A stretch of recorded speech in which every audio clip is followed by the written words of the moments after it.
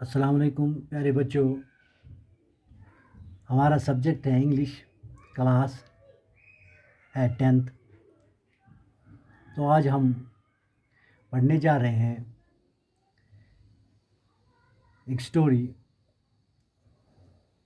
इसका नाम है पापा चीज़ मौत। स्टोरी पापा चीज़ मौत is an extract from The God of Small Things.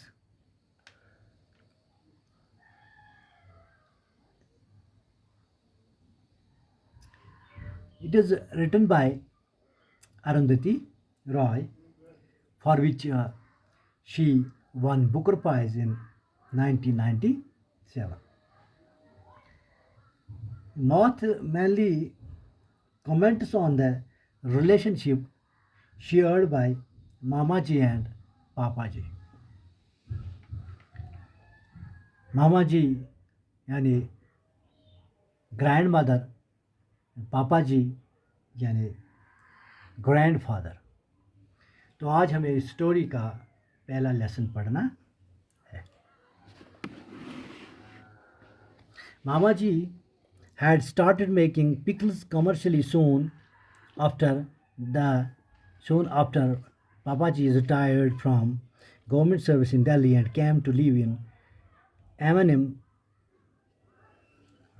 मामाजी ने इसके फ़ौरन बाद से तिजारती तौर पर अचार बनाने का काम शुरू कर दिया था जब पापाजी दिल्ली में सरकारी नौकरी से रिटायर हो गया और M&M में रहने के लिए आ गया था। The Kochayam Bible Society was having a fair and asked Mamaji to make some of her famous banana jam and tender mango pickles। तो कोचायम बाइबल सोसाइटी एक मेला लगाने जा रही थी और उन्होंने मामाजी से कहा कि वो उनके लिए अपनी कुछ केले वाली चटनी और कच्चे आमों वाला अचार बना दे।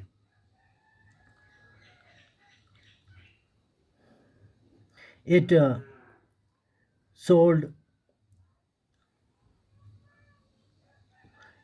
quickly, and Mamaji found that she had more orders than she could cope with। ये बहुत जल्दी ही बिक गया और मामाजी ने देखा कि इसे इतने ज़्यादा ऑर्डर मिलने लगे कि जिन्हें वो पूरा भी नहीं कर पाती थी। Thrilled with her success, she decided to persist with the pickles and jam and soon found herself busy all year around। तो अपनी कामयाबी से बहुत खुश होकर इसने अचार और चटनी बनाने के काम को जारी रखने का फ़ैसला कर लिया और जल्दी ही इसने देखा कि वो पूरा साल भर मशगूल रहने लगी थी। Papaji, for his part, was having trouble coping with the ignominy of retirement। तो जहाँ तक पापाजी का ताल्लुक था वो अपने रिटायर हो जाने की बदनामी का सामना करने में दिक्कत महसूस कर रहा था। He was 17 years older than Mamaji and realized with a shock that he was an old man when his wife was still in her prime। तो वो उम्र में मामाजी से 17 साल बड़ा था और इसे ये महसूस करते हुए सदमा होता था कि अब वो एक बूढ़ा आदमी हो गया था जबकि उसकी बीवी भी अभी पूरी जवानी में थी। तो मामाजी had conical corneas and was already partially blind। हालांकि मामाजी की आंखों की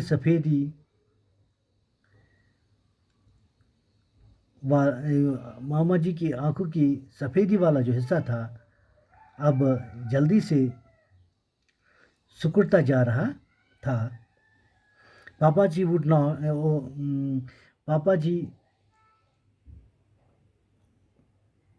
मतलब हालांकि मामा जी की आँखों की सफ़ेदी वाला जो हिस्सा था वो अब सिकुड़ता जा रहा था, और वो पहले ही तकरीबन पूरी तरह अंधी हो चुकी थी।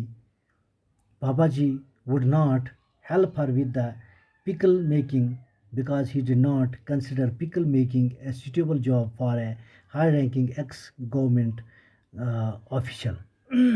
और पापा जी अचार बनाने में इसकी कोई मदद नहीं करता था, क्योंकि वो अचार बनाना एक ऊंचे रुतबे वाले साबका सरकारी अफसर के लिए कोई वाजिब काम नहीं मानता था।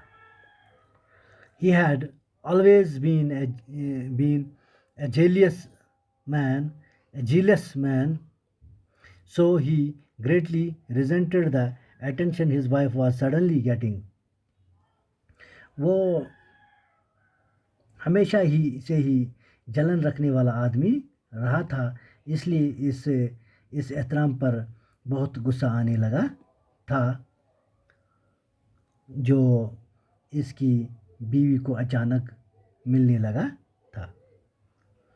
He slouched around the compound in his immaculately tailored suit, weaving sullen circles around mounds of red chilies and freshly powdered yellow turmeric, watching Mamaji supervise the buying, the weighing, the salting and drying of limes and tender mangoes.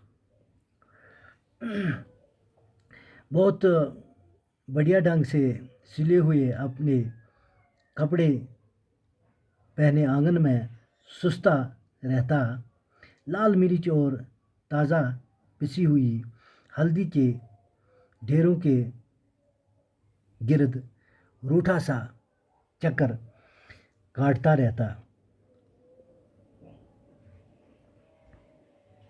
Watching Mamaji supervise the buying, the weighing, the salting and drying of limes and tender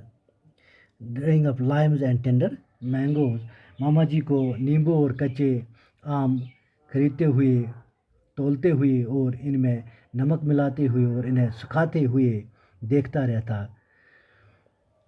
Every night he beat her with a brass flower vase. हर रात वो इसे एक पीतल के बने फूलदान के साथ पीटा करता।